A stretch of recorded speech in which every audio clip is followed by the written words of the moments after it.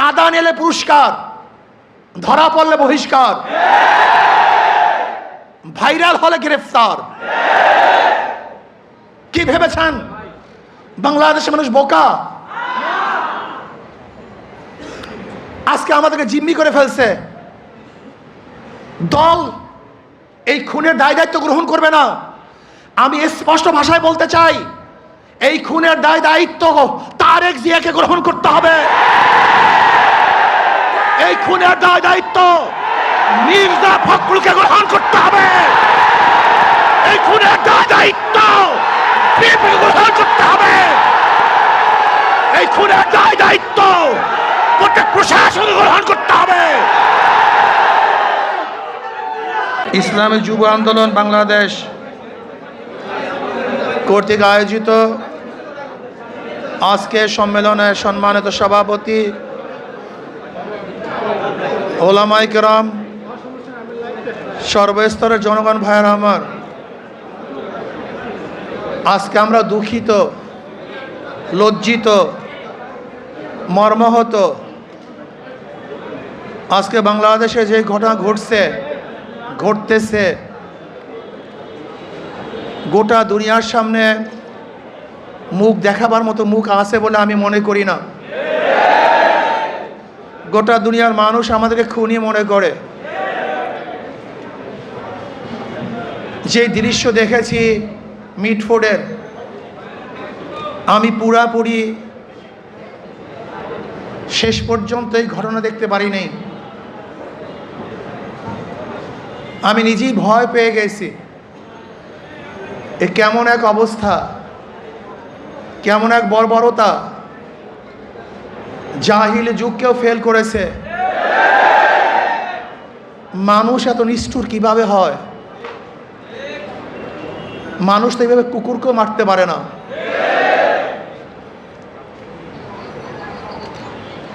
কয়েকদিন আগে ভোলা তজুমুদ্দিনে স্বামীকে বেঁধে রেখে গণহারে তার স্ত্রীকে ধর্ষণ করেছে। বগুড়ায় মেয়ে বিবাহ দিবে না, শুধু এতটুকুর জন্য তার বাবাকে হত্যা করেছে। আজকে চাঁদা না দেওয়ার কারণে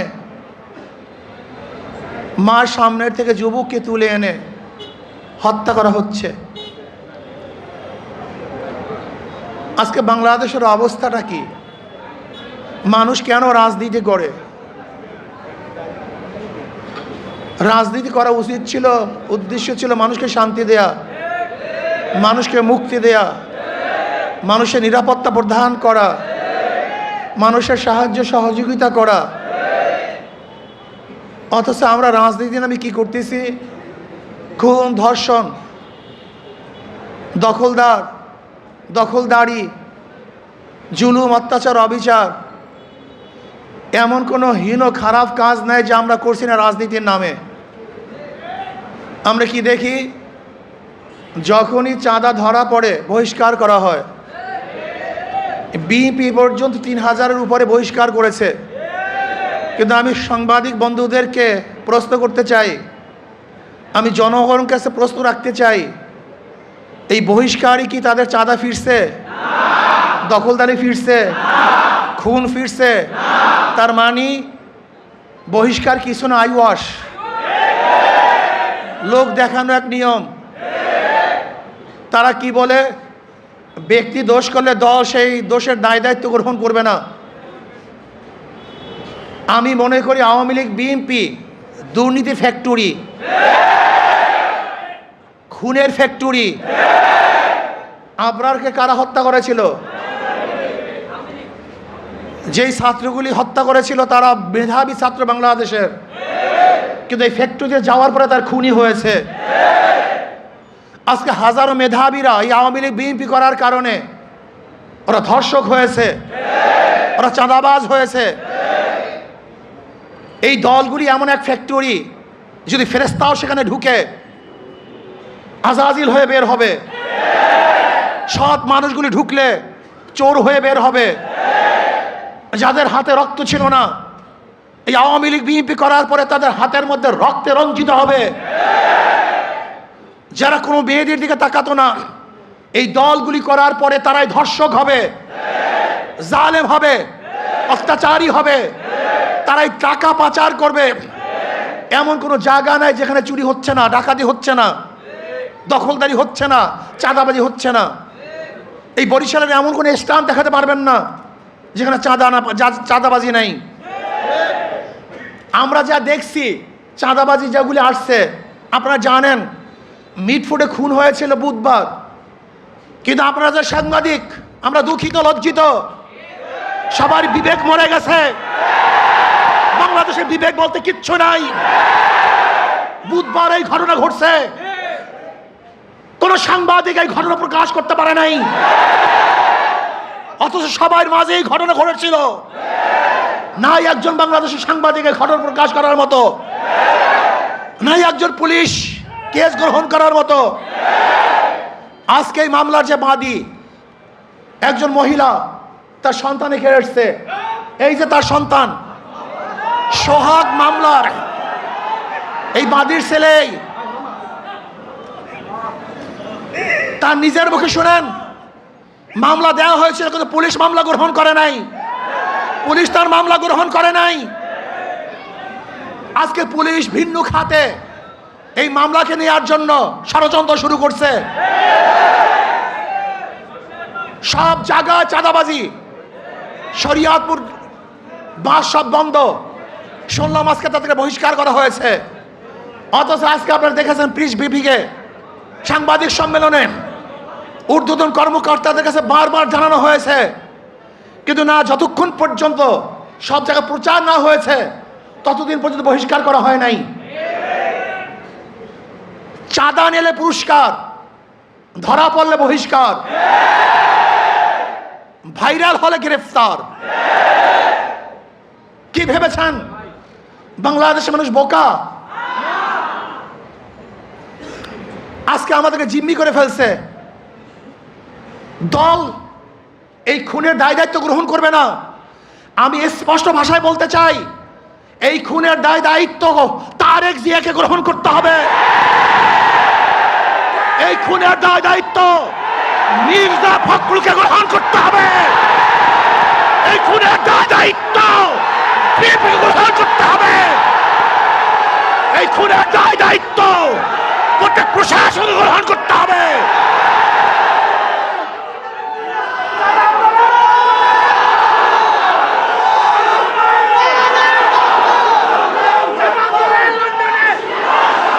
শোনেন,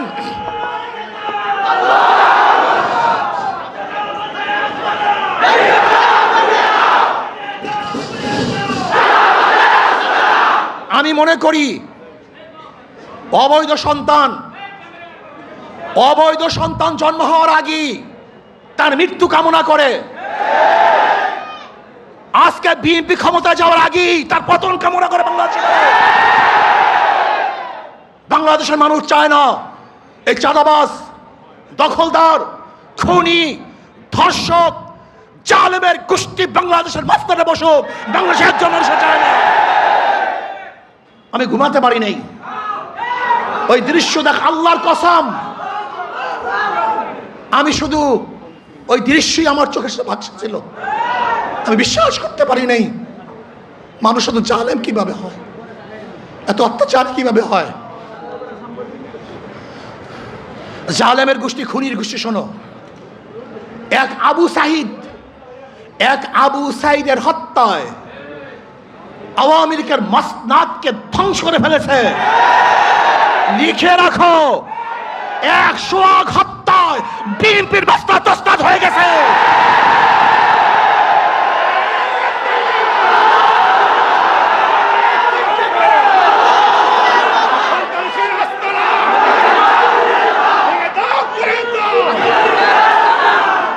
শোনো, তোমরা ভেবেছ গুম হত্যা মামলা বিএনপি ক্ষমতায় আসবে, এই ভয়ে তোমার সামনে সামনে মাথা নত করবে। শিয়াল মাথা নত করতে পারে, ইঁদুর তোমার সামনে মাথা নত করতে পারে, লুভিরা তোমার সামনে মাথা নত করতে পারে, দুর্নীতিবাজরা তোমার পায়ের মধ্যে তৈল মাধ্যম করতে পারে। অবৈধ ক্ষমতা যারা স্বপ্ন দেখে তারা তোমার সামনে গিয়ে মাথা নত করতে পারে, কিন্তু বাঘ তোমার সামনে মাথা নত করবে না, সিংহ তোমার সামনে দুর্বল হবে না, আদর্শবান ব্যক্তিরা তোমাকে কোনো অবস্থাতেই পছন্দ করবে না। ভাইয়েরা আমার, আমি মানুষের বিবেক দেখছি। এই ঘটনা ঘটাবার পরেও বিবেকবান মানুষ যারা নিজেদেরকে শিক্ষিত দাবি করে, ওরা কিভাবে বিএনপি আওয়ামী লীগ করে আমার বুঝে আসে না। ওরা শিক্ষিত নয়, ওরা জ্ঞান পাপী। জ্ঞান পাপী ছাড়া এই দুর্নীতিবাজ ধর্ষক খুনিদের সাথে কোনো মানুষের সম্পর্ক থাকতে পারে না। আমি মনে করি এই আওয়ামী লীগ বিএনপি যারা করে তারা সবাই ধর্ষকের সমর্থক, খুনের সমর্থক, চাঁদার সমর্থক, দখলদারি সমর্থক। কোন ভদ্র মানুষ যাদের মধ্যে ভদ্রতা আছে, আদর্শবান যারা আদর্শ লালন করে, যারা জাতিকে মুক্তি দিতে চায়, এই বাংলাদেশকে গোটা দুনিয়ার সামনে উঁচু করতে চায়, তারা কোনো অবস্থাতে আওয়ামী লীগ বিএনপি করতে পারে না। আজকে আমরা বিবেক হারা হয়ে গেছি। যারা সাংবাদিক তারা বিবেক হারা, যারা বুদ্ধিজীবী বিবেক হারা, যারা প্রশাসক বিবেক হারা। এই বাংলাদেশকে নতুনভাবে করতে হবে, মানুষকে আদর্শবান করতে হবে।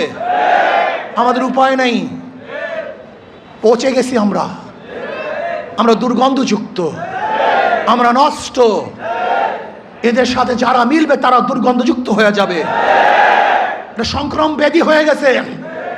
এই দলগুলির মধ্যে যারা থাকে, যারা আসছে, একজন ভালো আদর্শ নিয়ে বের হতে পারে নেই। আমার যুবক বন্ধুকে বলবো, আদর্শবান হও, নীতিবান হও। এই দেশকে বিনির্মাণ করতে হবে, এই দেশকে গড়তে হবে, মানুষকে আশ্রয় দিতে হবে, জুলুম মুক্ত দেশ করতে হবে, চাঁদা মুক্ত দেশ করতে হবে, সন্ত্রাস মুক্ত দেশ চাই। যে দেশের মধ্যে সন্ত্রাস থাকবে না, চাঁদাবাজি থাকবে না, জুলুম থাকবে না, অত্যাচার থাকবে না, অবিচার থাকবে না, আমার মেয়েরা ধর্ষিত হবে না, চাঁদা দিয়ে কার ব্যবসা করতে হবে না। এরকম দেশের জন্য চেষ্টা করো, সাধনা করো। ইনশাআল্লাহ ইসলামী আন্দোলন বাংলাদেশ পারবে এই দেশকে একদিন শান্তি দিতে, মুক্তি দিতে। আলহামদুলিল্লাহ ইসলামী দলগুলো ঐক্য হচ্ছে। আশা করি ইনশাআল্লাহ যদি ইসলামের নামে একটা বাক্স আমরা দিতে পারি, তাহলে বেঈমানরা বুঝবে, খুনিরা বুঝবে, ধর্ষকরা বুঝবে, চাঁদাবাজরা বুঝবে কত ধানে কত চাল। বারবার ঘুঘু তুমি খেয়ে যাও ধান, এবার ঘুঘু তোমার যাবে যে প্রাণ। বারবার বাংলাদেশের মানুষকে ধোঁকা দিয়েছ, ৯-৬ বুঝিয়ে ভোট গ্রহণ করেছ। এবার বাংলাদেশ সচেতন হয়েছে, কোন চাঁদাবাজদেরকে আর মানুষ ভোট দিবে না। যারা বিগত দিনে দুর্নীতিতে 5 বার চ্যাম্পিয়নশিপ লাভ করেছে, যারা অবৈধ নির্বাচন উপহার দিয়েছে, যারা চাঁদাবাজি করার কারণে দেশ থেকে মানুষ বিতাড়িত করেছে, দ্বিতীয়বার তাদেরকে মানুষ আর ভোট দিবে না ইনশাআল্লাহ। চাঁদাবাজের বিরুদ্ধে ঐক্য হবে তো ইনশাআল্লাহ, চাঁদাবাজের বিরুদ্ধে সবাই ঐক্য আসিতে ইনশাআল্লাহ। যখন যেই সময় ডাক দেওয়া হবে, চাঁদাবাজির বিরুদ্ধে আমরা ঝাঁপিয়ে পড়বো ইনশাআল্লাহ। আল্লাহ আমাদের সবাইকে কবুল করে নেন।